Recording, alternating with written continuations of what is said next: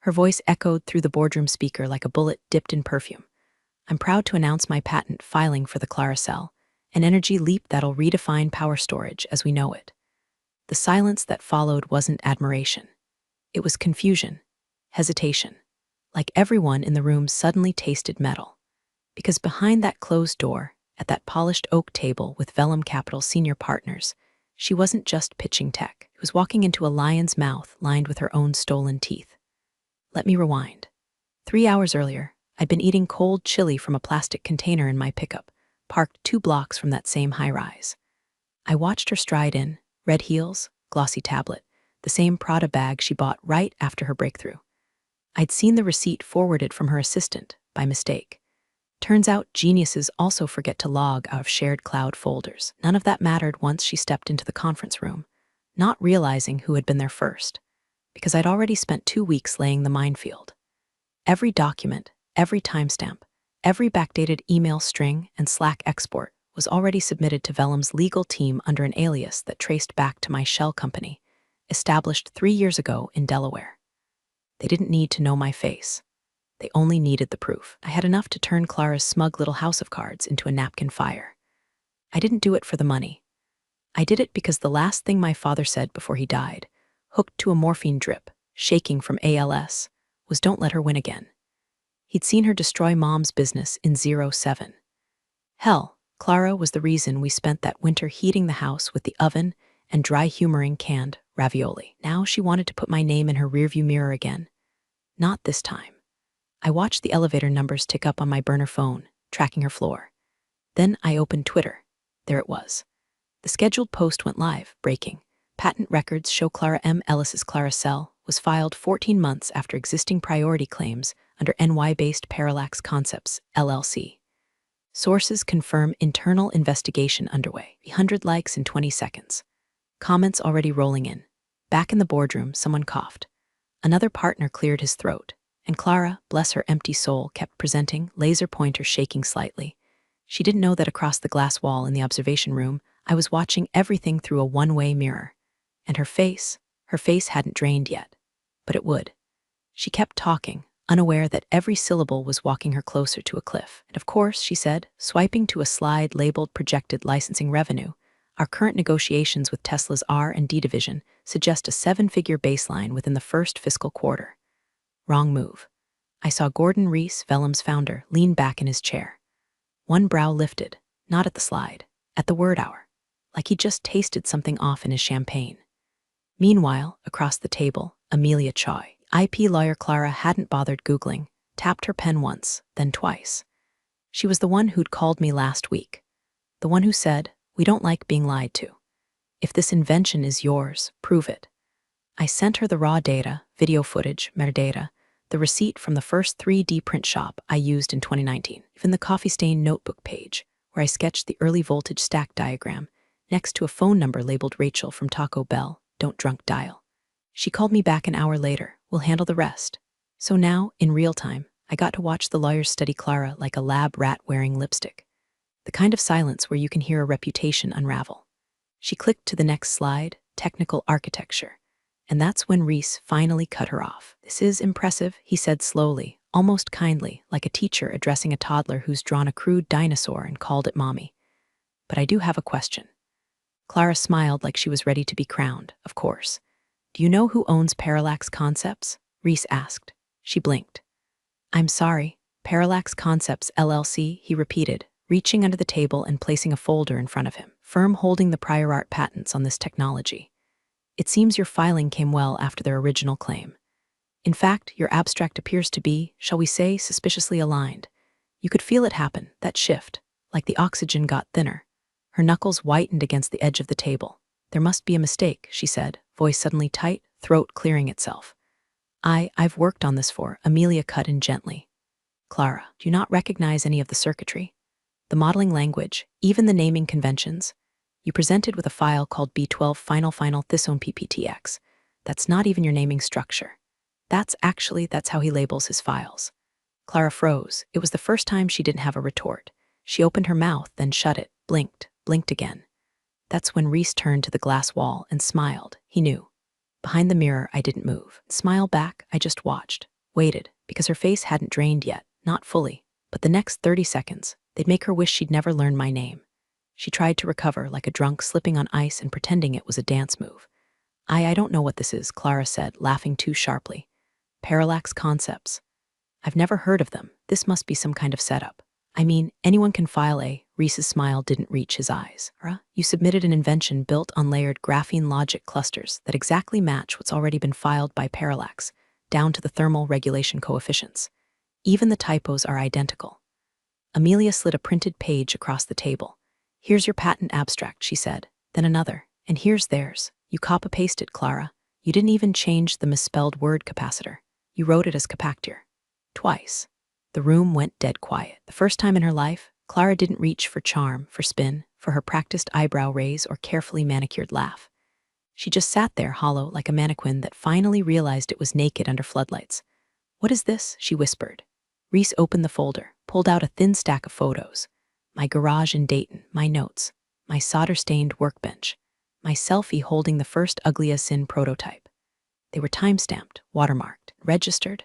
The smoking gun wasn't just warm, it was still glowing. Then he laid down the final card, a signed IP transfer agreement between me and Vellum dated 1 week prior. The rights were already theirs. See, Clara, Reese said, calm as a funeral, you tried to sell us something we already bought, from the actual creator. And that was the moment it hit. Her lips parted slightly. Breath caught. Skin went the color of printer paper left out in the rain. She reached slowly for the glass of water in front of her, hand trembling, missed it, and knocked it over instead. Nobody moved to help. Amelia dabbed her files dry with a tissue and said sweetly, we'll have to pause your proposal, I'm afraid. There may be legal implications. We've already contacted the USPTO regarding the overlapping claims. Clara stood like she might faint or bolt. Reese added one last nail, quiet and sharp. And when your name gets flagged in the patent fraud database, you may want to rethink any future startup dreams. Investors don't love that kind of thing. She looked around the room, maybe hoping someone would say, no, this is a mistake. You're amazing, Clara. But no one spoke. Just a slow shuffle of papers, a cough, the click of someone's pen. Reality was vacuum sealing around her like shrink wrap. And then she saw me. Through the glass, I didn't wave, just stared. Same way you watch a snake realize it swallowed a scorpion. Her lips formed one word, not loud, not panicked, just stunned. You? I nodded once, and then walked away. Because this wasn't the end.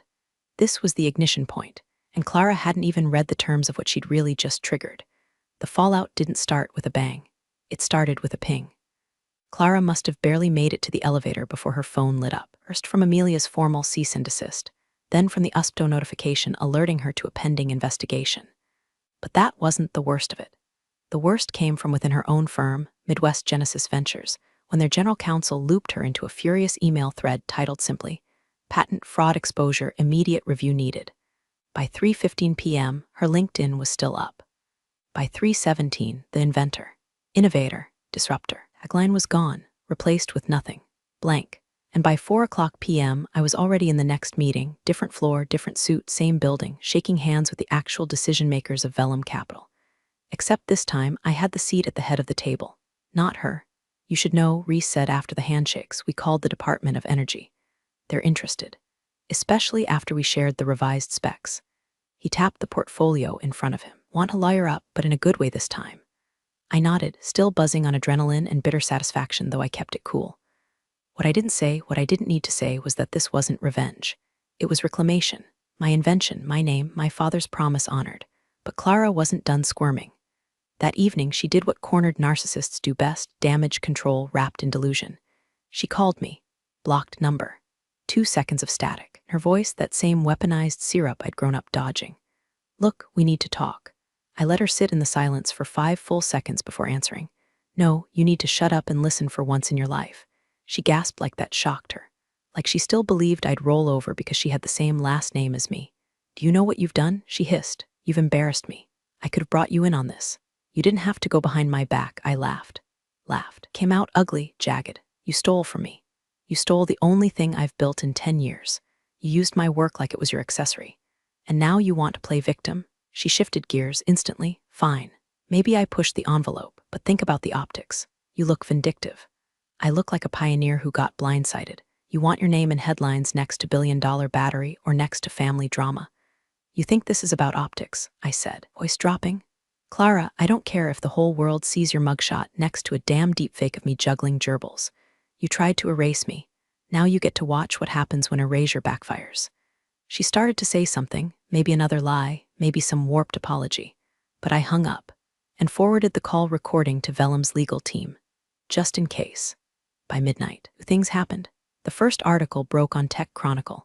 Midwest innovator accused of patent fraud by anonymous LLC, investors pull out. Clara's calendar cleared itself. Meetings vanished. So did her badge access to her own office. And still, this wasn't the finale. Because the truth, she hadn't just tried to steal a battery. She'd accidentally poked a sleeping beast I'd kept hidden in the basement for years, something with deeper patents, broader reach, one very inconvenient NDA she didn't know existed. And that's what was going to finish her. Not me, not a press leak, but what was already signed by her own hand without her even realizing it. 3 years ago, Clara asked me to help her with her startup paperwork, said it was just boilerplate stuff for her seed investors, and she needed someone good with legalese. Back then, I was naive. Still healing from divorce, living in the garage, spending my nights debugging voltage surge issues with duct-taped prototypes and lukewarm beer. Clara swooped in like family often does when they smell potential. Smile sharp, voice honeyed, eyes hungry. She gave me 20 pages of incorporation forms, investor affidavits, and a generic-looking consulting agreement titled IP Review Memo Draft. I skimmed it, made a few suggestions, even drafted an improved clause for future asset ownership split. She laughed. I knew you'd polish it. You always loved the details. What she didn't know, what I never told her, was that the document I saved on my machine that night, it wasn't just her draft anymore. It was my revision, timestamped, notarized, and backed up to a blockchain-secured repository. And one clause I'd accidentally left in during the copy edit said this: all technology developed or advised upon by consultant under this agreement, whether materially altered or otherwise, shall remain the intellectual property of consultant. That consultant? Me. Meaning, every pitch deck, schematic, wiring diagram, and slide she ever touched after that contract, all retroactively belonged to me, including the polished renderings she used to woo Tesla, including the demo cell she displayed at the Chicago Tech Expo, which, fun fact, I designed the housing for. When her former COO finally emailed me in a blind panic, subject line, "Is this real?" All I did was send him a screenshot of that clause, highlighted in blood red. Clara had used my shell company to sign a consulting agreement that quietly made me the silent owner of all IP her firm developed from 2021 to mid-2023. And her COO, bless his panicked little heart, replied within 4 minutes. "We're so sorry. Please advise on next steps. Can we license the rights?" Clara didn't even know it yet. While she was probably rage-refreshing her Twitter mentions and crafting a carefully vague "I've always believed in innovation and transparency" PR statement, her own team was preparing to cut me a royalty check just to keep the lights on. That night, I met with my lawyer. I told her, don't sue yet. Not until she tries to get cute. And right on cue, Clara tried to get cute. The next morning, she posted a video. Soft lighting, gray sweater, no makeup, her relatable founder persona. "I want to speak directly to my community," she began, voice trembling. "I may have made missteps. I was passionate, maybe too passionate, but I never intended to hurt anyone, especially not my own family. I hope we can heal." She ended with a quote. Maya Angelou, maybe, or Brené Brown, I didn't hear it, was too busy uploading the full audit trail of her IP misappropriation to the next law firm on my list.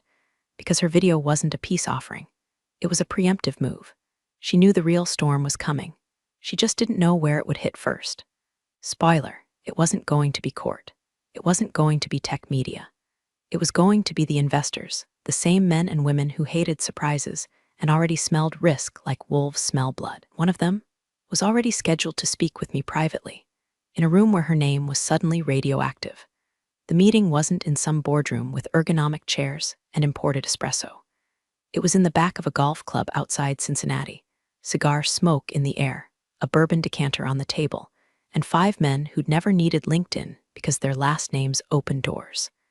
They called themselves the Foundry Syndicate. Clara used to brag about being their first female-backed founder, like she'd cracked the code with charisma and spreadsheets. But now, her name wasn't on the invite list. Mine was. "I'll be blunt," said Malcolm Wright, the Syndicate's senior lead. Thick fingers, Rolex older than me, eyes like dead granite. "You're telling us Clara never owned the IP?" I didn't answer with words. I slid a slim black binder across the table. Inside, her signature on the consulting agreement, timestamps, every diagram she pitched, the metadata trail of her edits on files I originated. I'd even included an internal Slack exchange where she asked a junior engineer, "Can you clean up my brother's prototype stuff? Make it pop." Wright flipped through the evidence slowly, like a butcher evaluating the weight of a carcass. "Jesus Christ," one of the others muttered. "She gave us fake ownership rights," Malcolm said flatly. "Invalidates the entire series of structure. We're exposed." He didn't look panicked. He looked insulted. The kind of insult that precedes annihilation. "Here's my offer," I said, voice calm but surgical. "I license back the IP to your portfolio company on my terms. You get stability, I get credit, and Clara gets erased." Malcolm raised an eyebrow. "You don't want damages?" "Oh, I'll get those too," I said. "But not from you, from her." He smiled then. Not kindly, approvingly. "Send the licensing terms," he said. "Clara's out. If she so much as files a tweet, we'll make sure she's bankrupt by Thanksgiving." And just like that, her kingdom, built on glitter, theft, and a last name she assumed would always shield her, was auctioned off before she even knew it was for sale. By the time she called me again, voice cracked and half sobbing, I was already on a flight to New York for the formal signing. "Please," she said. "I get it. Made your point. But you can't just destroy me. I'm your sister, you were," I replied. "But then you tried to bury me alive." Okay, then let's, I don't know, fix it. Tell the press it was a misunderstanding. Say you gave me permission, that's not how this ends. You want money, I'll wire it." A cut of the Tesla deal, I smiled bitterly, eyes on the runway through the oval window. "There is no Tesla deal, Clara. You pitched them my battery. They're talking to me now." Didn't respond for a moment. I could hear her breathing hard. Then she whispered it like a dying curse. "You don't forgive." "No," I said, "I outlive." And then I hung up for the last time. At 3:12 p.m., the Foundry Syndicate issued a press release. Midwest Genesis Ventures will be restructuring under new leadership following significant internal irregularities. Effective immediately, all technology developed will be licensed via Parallax Concepts. No mention of Clara, no mention of family. She was already being erased, file by file, meeting by meeting, until her legacy looked like a typo in a footnote. And yet, the real humiliation, it wasn't public. It was what waited in her inbox. The final paper trail she hadn't seen. The one thing she signed blindly, and what it meant for everything she still thought she owned. It was buried in a PDF she'd skimmed 2 years ago, right before the ink dried on her second round of funding. Back then, she was too busy sipping champagne on a rented yacht to read the full terms. Page 47. Clause 6C, titled in bold, IP license reversion trigger, ethics clause breach. It stated, plain as day, that if any member of the executive board was found to have knowingly misrepresented ownership of core technology, all IP rights licensed to the company would automatically revert back to the original creator. Permanently, irrevocably. No arbitration, no appeal. Who wrote that clause? Me, under a pseudonym, as James R. Hathaway, an alias I used back when I ghostwrote technical contracts for startups to pay my rent. Clara never questioned why her lawyer used a new consultant for speed and clarity. Never questioned the bonus check she approved to J. Hathaway after the contract passed investor review. So when that clause got triggered, quietly, clinically, her entire empire didn't just crack. It disappeared. I watched it happen through back-end access I still had, thanks to another one of her oversights. The permissions she never revoked, the admin panel where I saw her documents vanish. One by one. JDEC V12 Tesla demo render IP license structure, final Clara cell launch event presentation. She tried logging in at 6:41 a.m. Again at 6:43. Again at 6:47. Then her password changed, because now it was mine. But the final blow wasn't digital. It was in the box. A small, carefully wrapped package I had couriered to her apartment. Inside, a flash drive, a hard copy of the reversion clause, one of the earliest prototypes of the Clara cell, etched with my initials in the copper coil. Along with a post-it note, "You should have stuck to stealing boyfriends. Stealing legacies is harder." That night, I saw the footage. Someone leaked her meltdown at the Vellum lobby, screaming at a poor intern, demanding answers. Dressed in a coat she hadn't buttoned right, shoes in her hand. Security escorted her out while she shouted about betrayal and revenge and legal mistakes. Looked like a ghost wearing Clara's skin. By midnight, I'd signed the Tesla licensing deal under my name. The same name she'd spent years trying to erase. The same one on every document now. The same one tech blogs were scrambling to Google, finally curious about the man behind the miracle cell. And what did I feel? Not triumph, not glory, just quiet, like the silence in a lab after a circuit finally holds. No sparks, no screaming, just the confirmation that, yes, it works. And the lights are on. But it still wasn't over, because I had one final reveal. One last card she didn't even know she'd handed me. And I was saving it for the moment she crawled back out, trying to rebrand herself, repitch her image, rewrite her story. Because there was video. And she forgot exactly where she'd filmed it. The footage was old, grainy, vertical, uploaded to a burner Vimeo she probably thought she'd deleted. It was Clara in a WeWork conference room, champagne flute in hand, fresh off her first victory lap after that TechCrunch article named her a disruptive innovator to watch. A few VCs had circled her, nosing around like flies on frosting. She was drunk on attention, looser than usual. That's when she hit record. She was speaking to someone off camera, probably a junior dev or one of her underpaid interns. And in that perfect, careless, Clara way, he said, "Oh, please. My brother's a genius, sure, but he couldn't sell water in a desert. I'm the brand. I'll take what works and spin it. That's the game. You think Steve Jobs built the iPhone? No, he sold it. I'll be that, just hotter." She laughed, ugly and raw. By the time he figures out what I'm doing, I'll already be on stage with Alon. That line, that one line. I downloaded the video, burned 3 encrypted copies, and let it sit. Until now. Clara's comeback began exactly 41 days after her implosion. A half-hearted Medium post titled "What I've Learned from Failure, A Founder's Journey Through Redemption." The post was slick, ghostwritten, padded with quotes from Sun Tzu and Toni Morrison, and signed in cursive blue with "Always Building Clara." Comments were limited. Shares were artificially inflated. But it was clear. She was testing the waters, so I gave her a ripple. An anonymous submission to Tech Leaks. The video, timestamped, verified. The site ran it under the headline, "Exclusive, disgraced founder mocked brother before IP scandal, I'll take what works and spin it." It exploded within hours. Startups that still had her on advisory boards dropped her like a rattlesnake with a marketing degree. Her Redemption podcast tour got canceled. Speaking gig at Women in Tech NYC, pulled. Her agent, gone. Brand deals, torched. She tried to issue a clarification, deleted it, then ghosted. The story went viral not because she lied, but because she said it on camera, so smug, so unapologetic. It wasn't just a mistake, it was a confession in cocktail lighting. And as for me, I stood on the TED stage 6 months later, holding up that same prototype she'd mocked. "My sister once told someone I couldn't sell water in a desert," I said to the crowd. "So I built a well, then sold the map." The audience erupted, but I didn't grin, because the win wasn't the applause. It was the silence that followed. She wasn't in the crowd, wasn't in the industry, wasn't anywhere.